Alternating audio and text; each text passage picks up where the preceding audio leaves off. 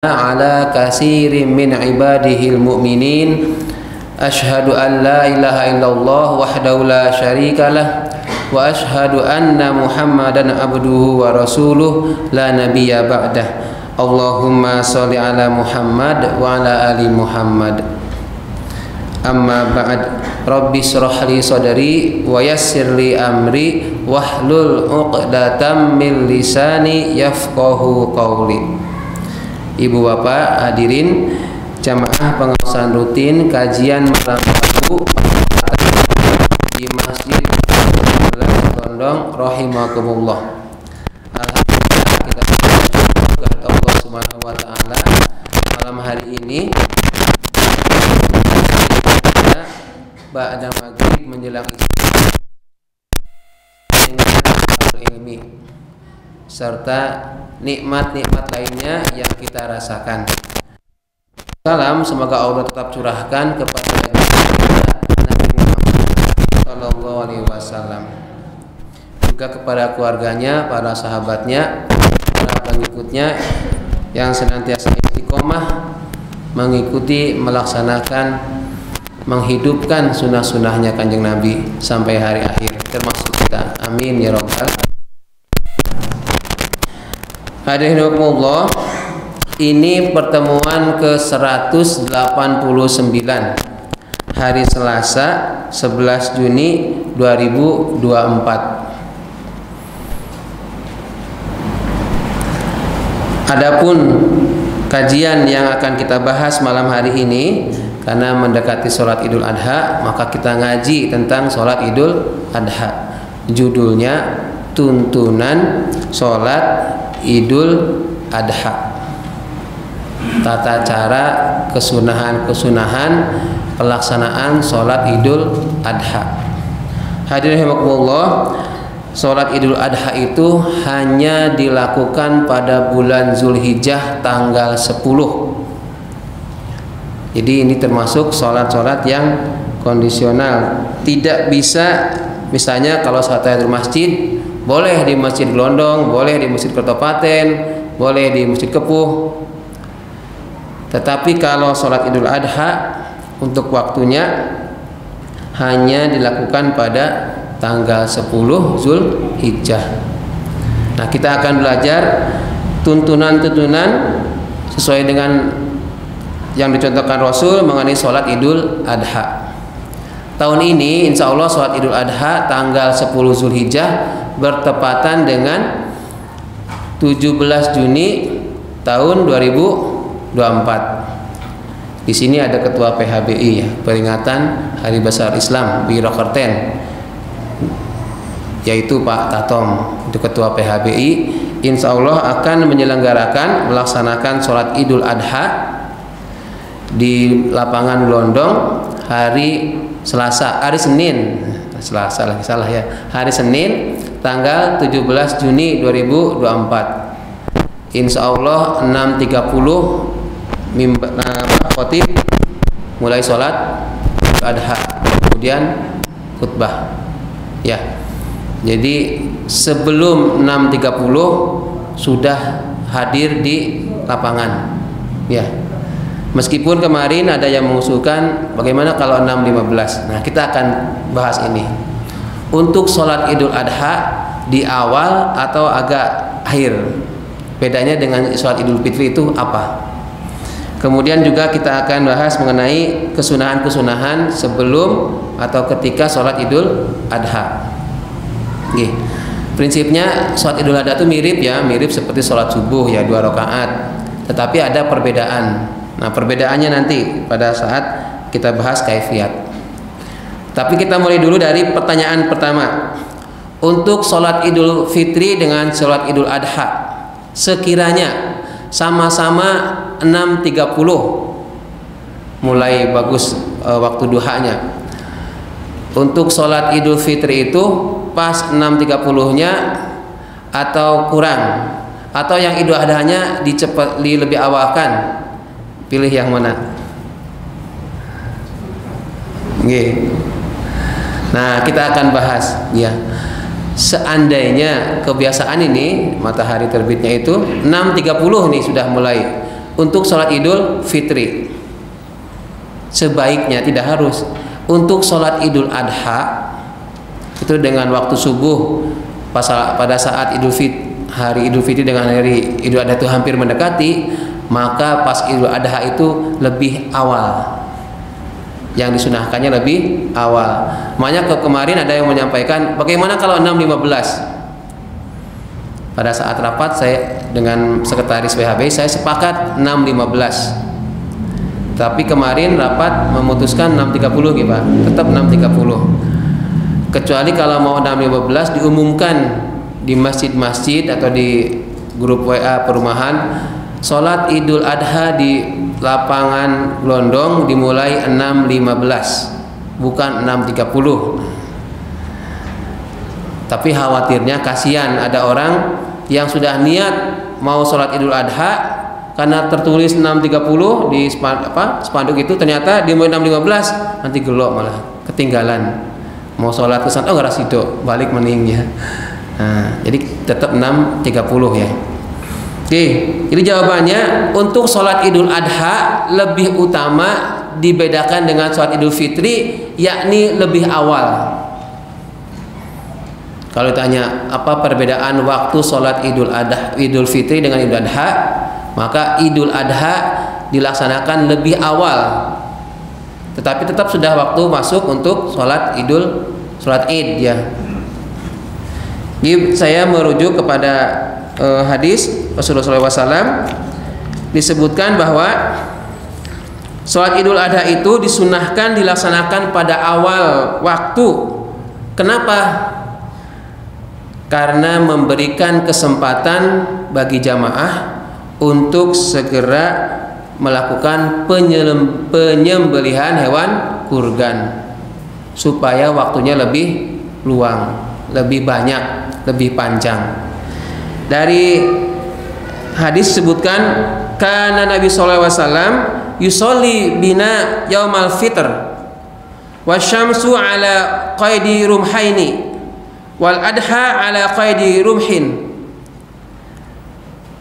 Nabi Muhammad pernah sholat Idul Fitri bersama kami, sedangkan matahari setinggi 2 tombak.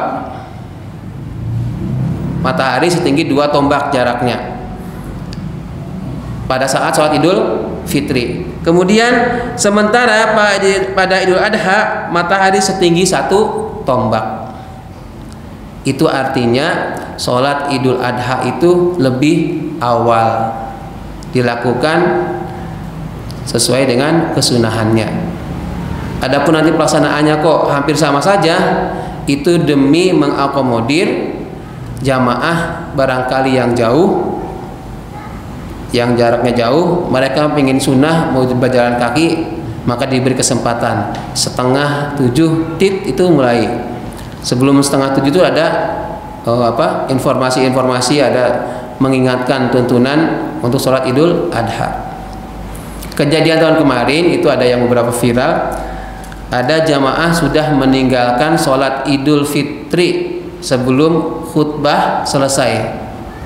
Nah, ini pembelajaran untuk kita semua. Sebaiknya jenengan yang termasuk sholat Idul Adha atau Idul Fitri itu adalah include mendengarkan khutbahnya.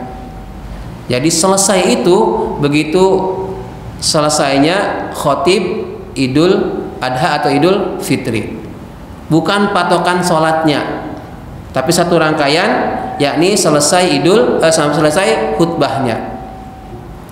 Kemarin ada yang begitu sholat selesai langsung pulang, ada ya, banyak. Itu usul Pak, dari tadi sebelum sholat dimulai, mohon didulukan sebelum khutbah, mohon jangan lebih dulu, setelah dulu dan itu memahami dulu. Oh, nggih, sip, ya, usul yang bagus ya. Ini nanti, ini Pak Ketua, ini catatan sebagaimana rapat kemarin.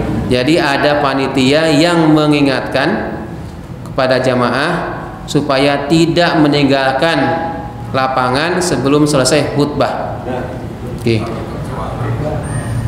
Kedua, anak-anak nangis. Ya, anaknya nangis tetap aja kalau bisa di belakang ya, Pak Komen tetap di lingkungan lapangan.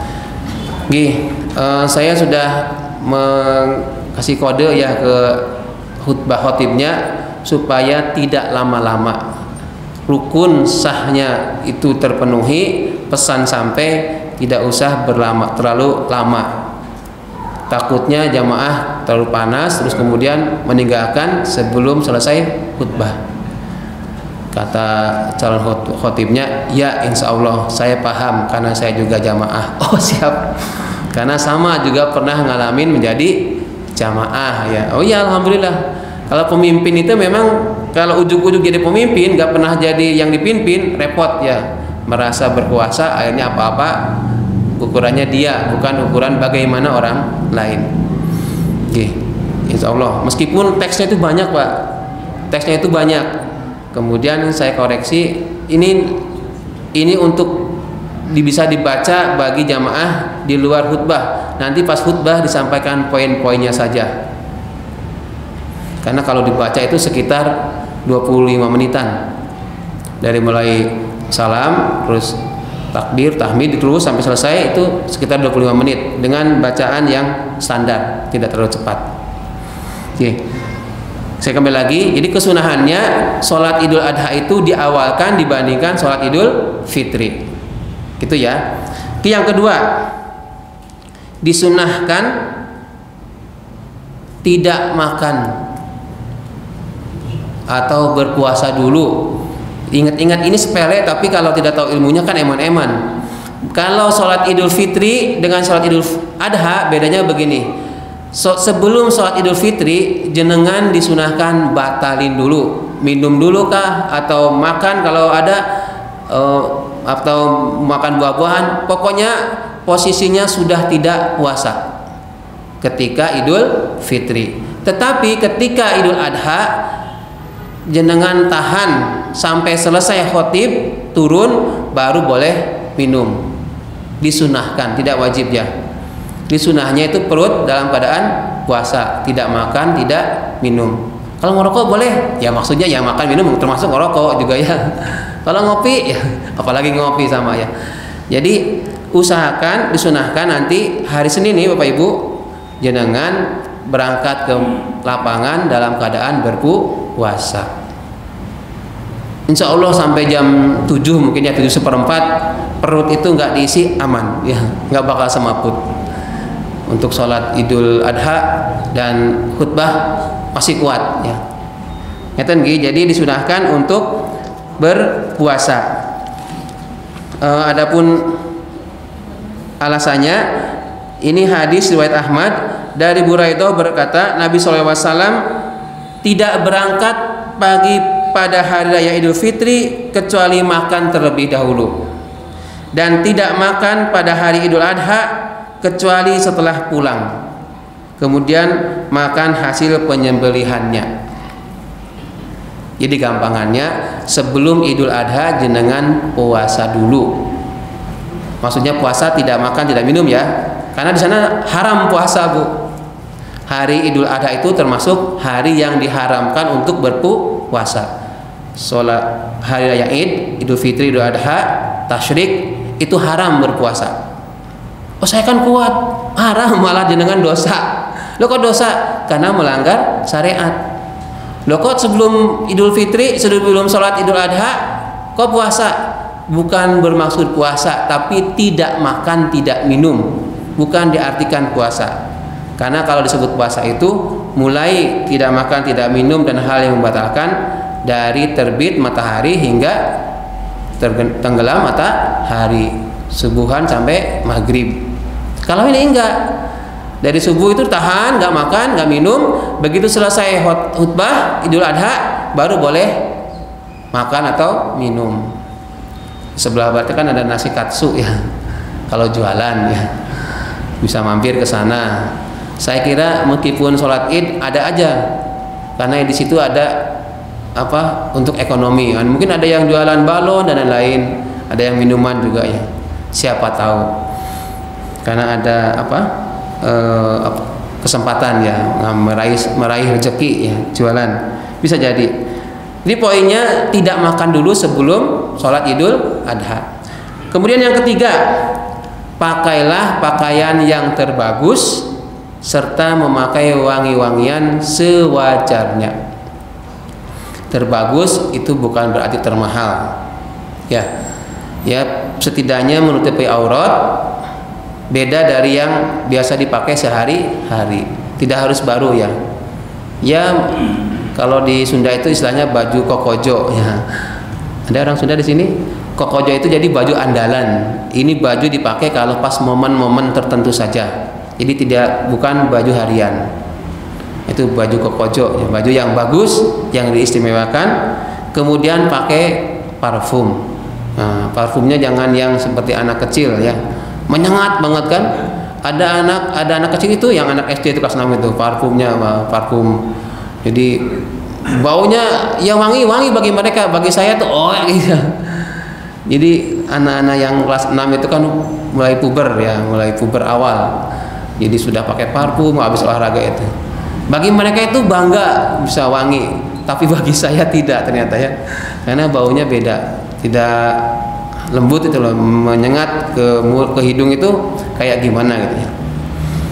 Jadi kalau mau sholat Idul Adha jenengan pakaian yang bagus, kemudian memakai wangian.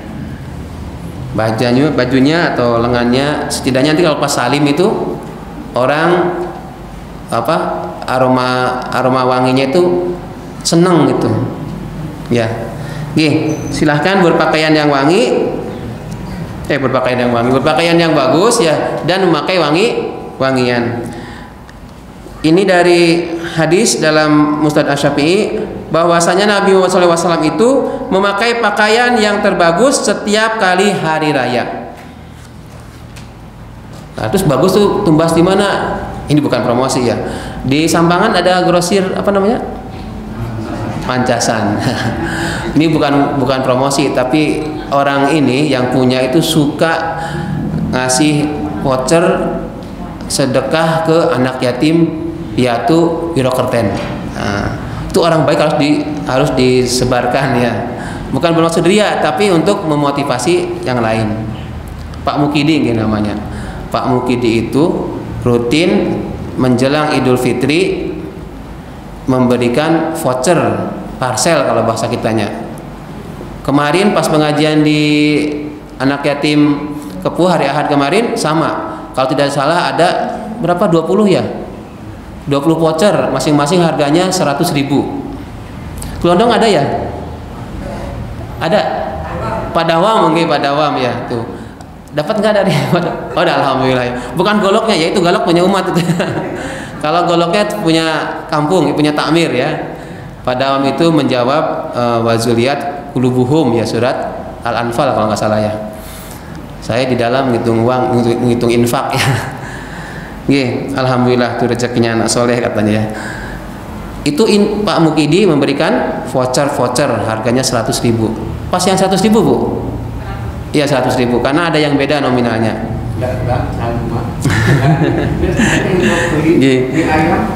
Harus belanja ke sana seharga 100.000. Kalau misalnya belanjanya 120, 20-nya bayar, yang 100-nya gratis. Free ya. Berpakaian wangi-wangian.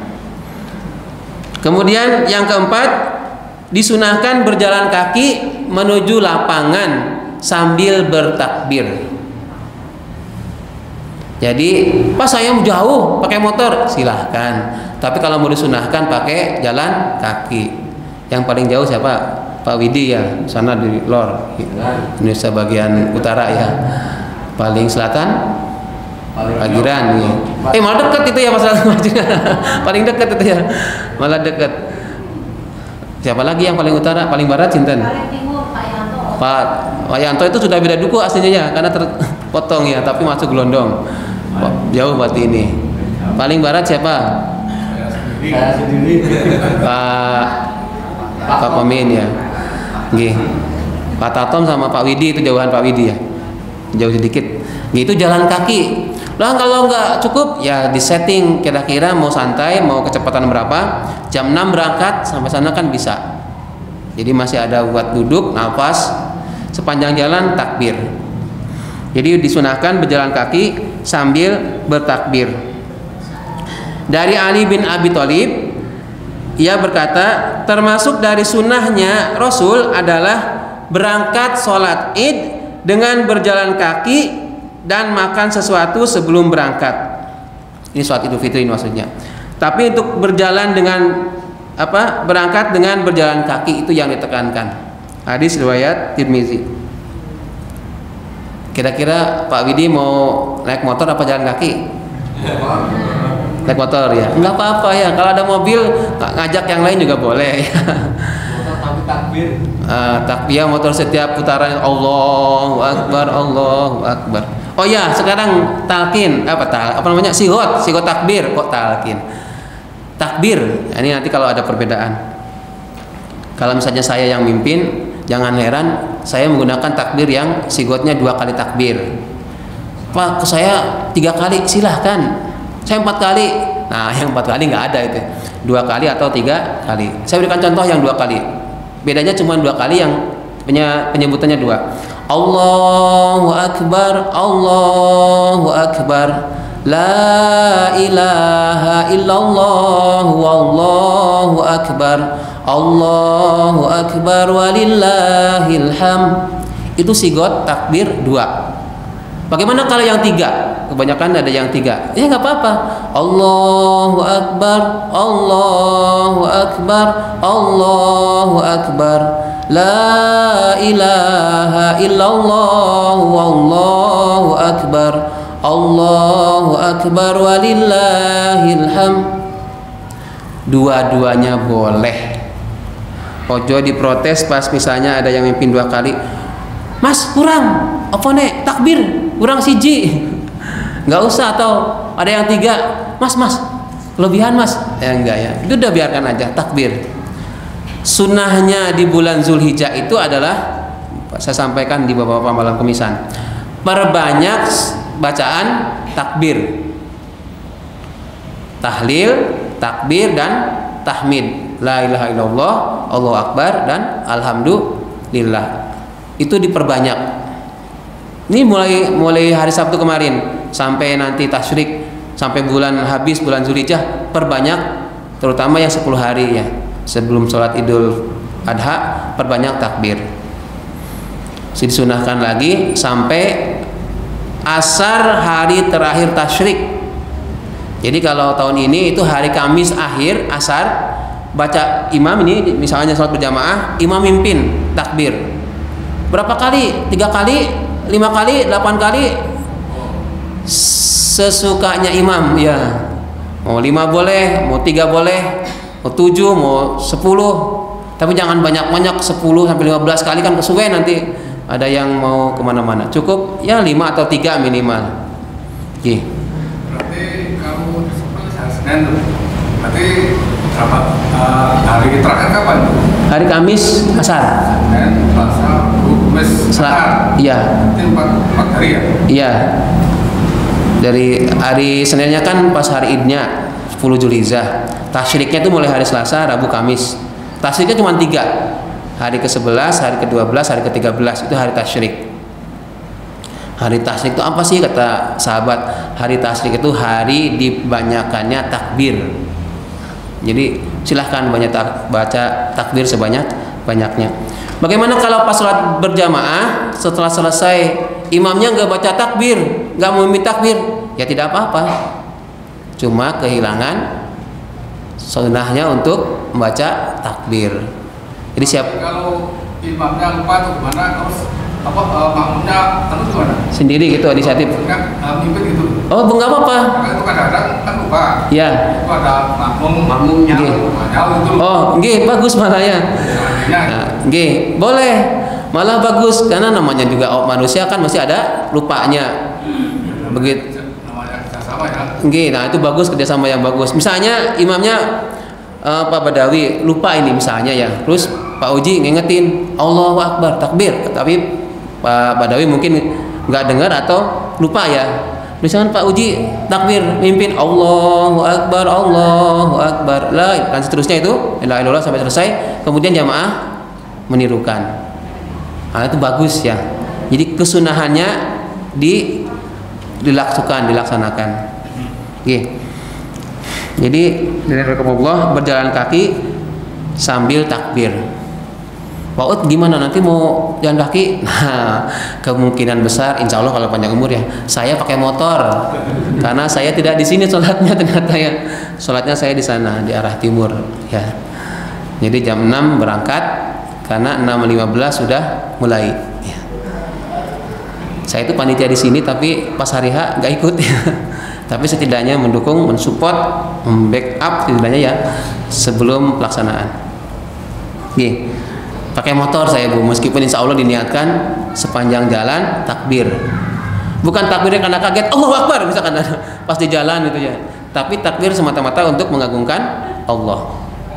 Mungkin karena terkejut ya nggak istiqomah tapi Allahu Akbar. Ya itu lumayan juga ya. Oke, yang kelima. Bagi muslim siapapun mau anak kecil, laki-laki, perempuan yang head, yang sehat ya, yang head atau tidak head dianjurkan tetap berangkat ke tempat sholat id. Jadi kalau tadi ada sampaikan bagaimana kalau anak yang nangis, ya kalau anak nangis banget ya tidak usah diajak, tapi setidaknya anak ini bisa dikondisikan dia ikutkan ke lapang. Tapi kan kami nggak sholat karena lagi head, buat di belakang, kerumunan di belakang atau terpisah, pokoknya tidak menjadi soft sholat. Itu sebagai wujud bahwa syiarnya untuk takbir ikut mengagungkan Allah. Ya, sholat sunnah Idul Adha itu sunnah muakkad, sholat sunnah yang muakkad, yang dikuatkan, bukan ghair muakkad. Ini yang disunahkan. Dan itu hanya setahun sekali. Jadi kalau ketinggalan eman-eman. Sehingga diniatkan, sudah dipersiapkan begitu subuhan. Kalau sekarang ada ini apa namanya? Kalau yang ada nggak? Yang seperti Idul Fitri kemarin namanya apa? Uang angpau itu loh. Kalau ini nggak ada ya? Khusus Idul Fitri. Oh ya, Idul Adha nggak ada. Oke. Kalau ada tak ikut. Kalau ada mau ikut ya. Oke. Jadi habis subuhan itu persiapan, ditahan nggak usah makan. Kalau mau makan minum sebelum adzan ya. Sebelum adzan silahkan minum sak pole ya. Begitu nanti setelah adzan tahan sampai ikut ke lapangan, selesai dulu khutbah baru makan atau minum. Oke. Jadi bagi yang head pun silahkan dianjurkan untuk ikut. Anak kecil yang masih bayi silahkan, kecuali sakit ya.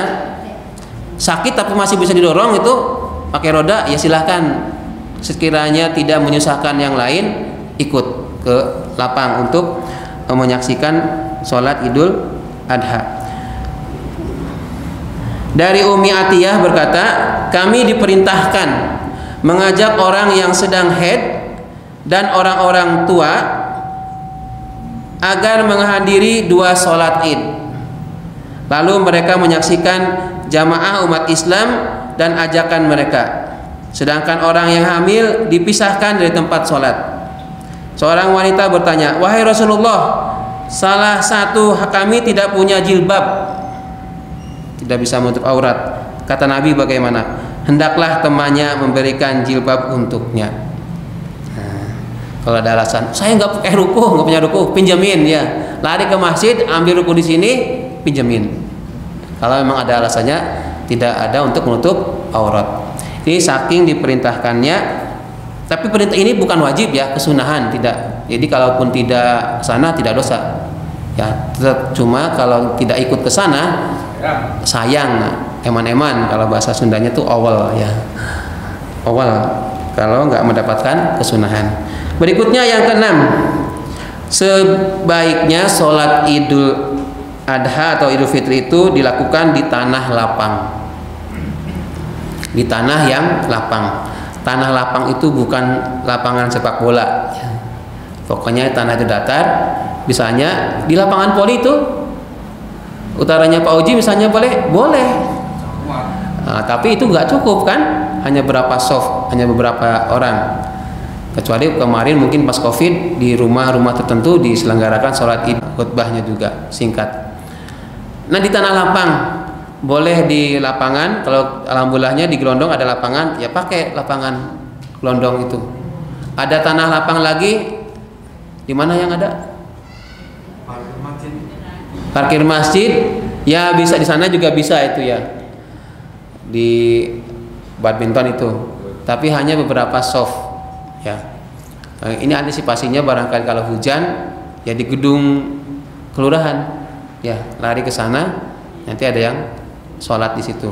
Jadi tidak harus di lapangan pas hujan. Pernah juga kejadian, bagaimana kalau hujan? Kalau hujan ya menepi. Tapi kalau sudah pas pelaksanaan, masukkan rakaat pertama hujan terus lari, ya enggak. Imamnya tahu diri, bacaannya dipersingkat. Misalkan tasbih ruku 3 kali cukup sekali ya, hanya singkat-singkat, kemudian segera khutbah pun secukupnya, kemudian boleh meninggalkan lapangan. Kecelakaan yang kemarin pas 3 tahun yang lalu dari AMM itu tinggal khutbah itu hujan malah diperpanjang dengan singkat, jamaah lari situ. Nah itulah kadang ada yang idealis menyampaikan khutbahnya. Ukuran bagus itu bukan dari pembuat khutbah. Khutbah bagus itu bukan ukurannya yang khutbah, yang khotib, bukan. Tapi dua pihak ya. Bagus menurut saya belum tentu menurut jenengan. Ini materinya bagus. Bagi saya iya, bagi jenengan materi apa toh? Enggak dong. Atau bagi saya tuh materi ecek-ecek misalnya. Tapi bagi yang lain ini materinya bagus. Nah, bagaimana dengan kasusnya ada khotib sholat Id gerimis, bahkan hujan kok diperlama? Berarti bisa jadi ada sifat pemimpin yang zalim ya. Zalim itu menganiaya, maksudnya ada hak orang lain terganggu. Kan disebut zalim itu memenuhi keinginan sendiri tapi hak orang lain diabaikan. Itu namanya zalim. Jadi pengen khutbahnya maksimal padahal jamaahnya sudah kehujanan basah. Apalagi kalau sini hujan menggenang betul Pak? Enggak ya, aman ya. Kalau deras banget ya. Insya Allah bulan Juni ini kan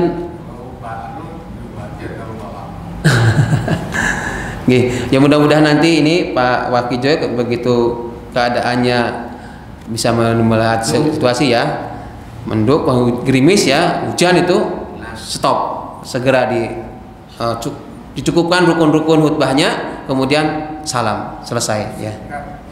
Diutamakan keselamatan dan kesehatan jamaah juga kan. Kehujanan disakit flu malah repot gara-gara sholat Idul Adha. Aku pilek dan misalnya dan lain-lain.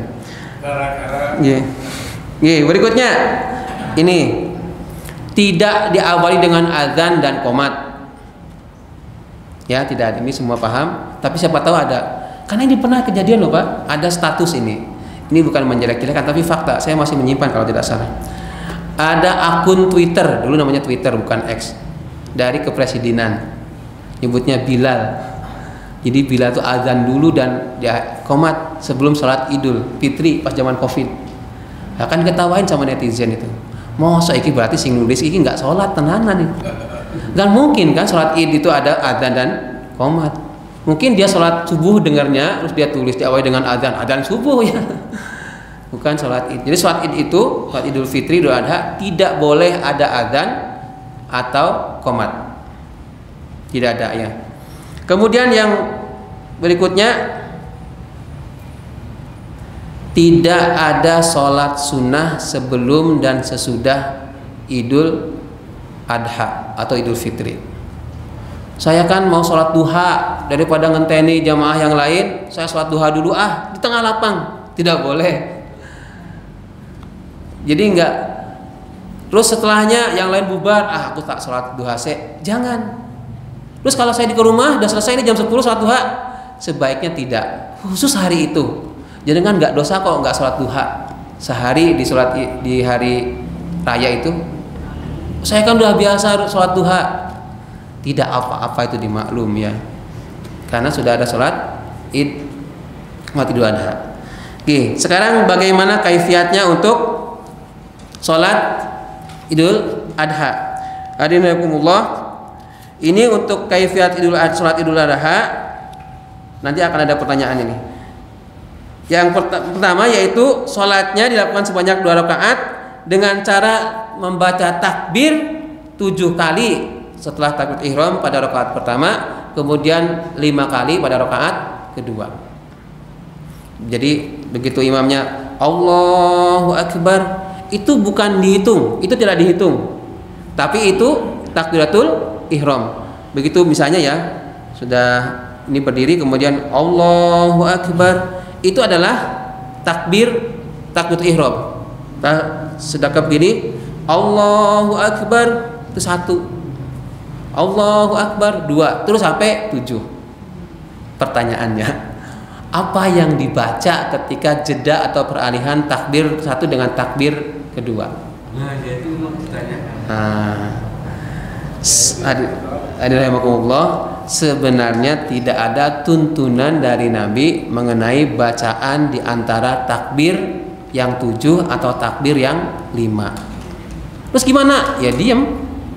Loh kan ada yang menyebutkan baca subhanallah walhamdulillah wala ilaha illallah wallahu akbar.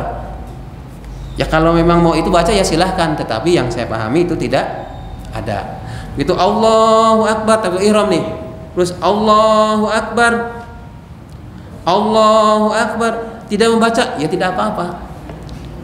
Tapi yang benar, yang saya pahami itu tidak membaca apa-apa. Ikut aja.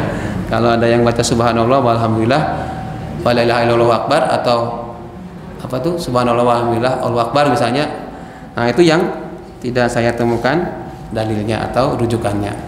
tapi Pak Ustaz, kalau imamnya itu kadang-kadang jarak antara takbir 1, 2, 3 itu kan agak panjang. Iya. Nah, kita jemaah pengaruh. Ya. Ya kan? Bisa jadi terpengaruh. Jadi sehingga kadang-kadang jadi ikut membaca Yang tadi, nah. Nah, makanya pertanyaannya mana yang lebih baik, tetap diem atau tetap membaca itu? Ya, misalnya ini imamnya nih, takbiratul ihram, Allahu Akbar, ini stop kan, terus Allahu Akbar, agak lama, Allahu Akbar. Nah begitu jeda itu kan mungkin makmum, oh imamnya lama berarti imamnya baca-baca. Nah kalau saya jadi imamnya, insya Allah saya akan langsung takbir lagi sekiranya makmum sudah sedekap. Allahu Akbar, kan makmum Allahu Akbar. Nah begitu kira-kira makmum sudah selesai, saya langsung takbir lagi Allahu Akbar, terus sampai 7 kali. Setelah itu baca Fatihah dan surat. Kan kita tidak tahu apa yang dibaca imam, diamnya jenengan itu mengikuti imam. Lah bagaimana kalau imamnya misalnya Allahu Akbar, ini ya, setelah takbir ihram kemudian subhanallah walhamdulillah wala ilaha illallah, sengaja dibunyikan gitu ya, terus jenengan ikut-ikutan. Nah kalau menurut saya mending nggak usah aja ya. Jadi malah menambah-nambah yang tidak ada tuntunkan oleh Rasul sallallahu alaihi wasallam. Kemudian setelah selesai membaca takbir 7 kali di rakaat pertama dan 5 kali di rakaat kedua, sebaiknya imam membaca surat. Ini kalau mau Kanjeng Nabi itu membaca surat Qaf. Surat Qaf itu 1/4 halaman. Jadi 2 halaman 1/4. 1 lembar lebih 1/4. Mau baca gitu. Nah, kalau saya yang standar Sabihis atau Al-Ghoshiyah. Itu Al-Ghoshiyah itu panjang, tapi di telinga jamaah terutama bapak-bapak itu pendek. Sabihis itu panjang, tapi di bapak-bapak itu pendek.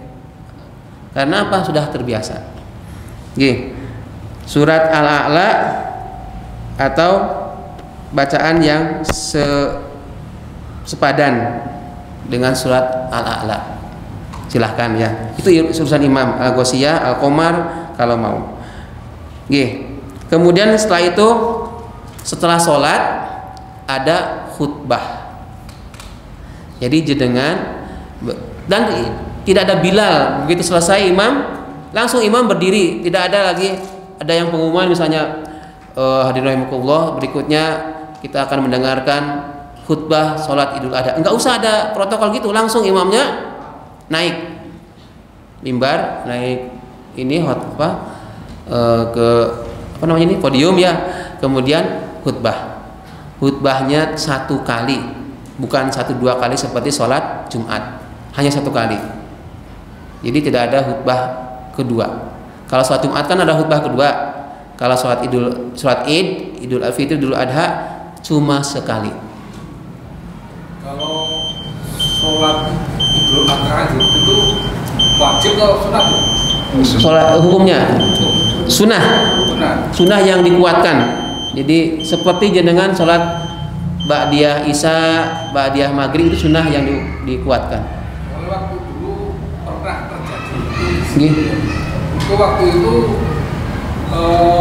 imamnya itu rukuk pertama biasa, terus kedua itu begitu dia itu nggak baca Fatihah, langsung surat, tapi suratnya belum nyampe, mungkin ya ringan, diulangi lagi sudah Fatihah sudah betul jadi itu. Nah itu pentingnya makmumnya itu di belakang persis itu harus paham mengenai sholat. Ada bisa jadi itu imamnya grogi loh. Bisa jadi imam tuh grogi, wajar itu, manusiawi ya. Ini bukan menyebut nama orang ya. Masih ingat gak saya ceritakan dulu? Ada menteri penerangan. Alhamdulillahirabbil alamin. Bismillahirrahmanirrahim. Maliki yaumiddin. Itu saking groginya. Ada menteri masih ingat? Nah, nggak usah menyebut nama ya, tapi menteri itu ya, yang ciri khas adalah menurut Bapak Presiden gitu ya. Itu masih saya SD, jadi seangkatan dengan Rudini, Kosmas Batubara, terus